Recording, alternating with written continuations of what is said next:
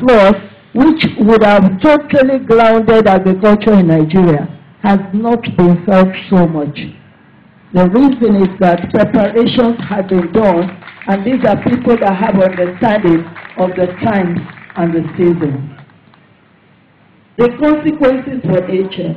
As described earlier, the greenhouse effect will cause a shift of climate zones towards the poles. Even if this shift will not lead to spectacular changes like desertification or flooding everywhere, yet its influence on natural concerns or natural systems will probably be considerable.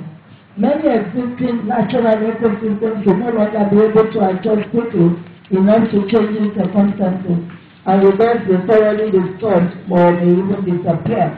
There's a real chance that the natural environment, the habitat of many plant and animal species will move faster than those species can, so that their chances of survival are seriously threatened. Consequently, there are great risks that climate change will lead to a reduction of biological diversity. It has social impact, it has a variety of issues that will come. I just want to go straight to the role of the church. Men and brethren, before I will be rounding up on this, I wish to re-emphasize that issues relating to environmental degradation, climate change, biodiversity destruction, natural resource extraction, gender and conflict, social and environmental justice have caught up with us and become too important to be ignored. God reminds us in Leviticus 25, verses 23 to 24, that the land is his, and you are but aliens and tenants.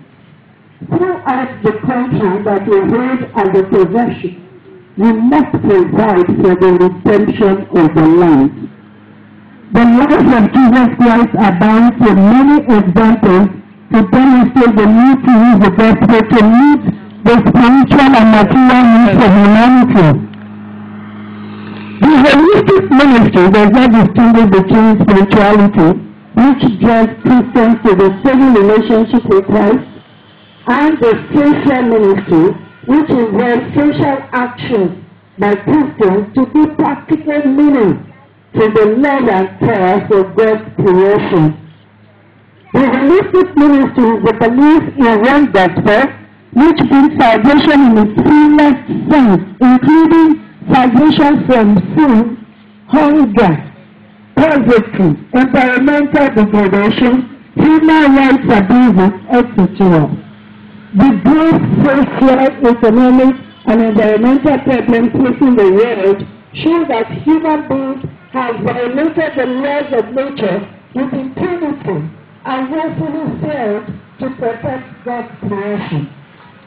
Responsible management of God's creation has been ignored, and we are failed as a church by not taking counsel from the biblical statement that it is impossible to bring the whole world and lose one soul.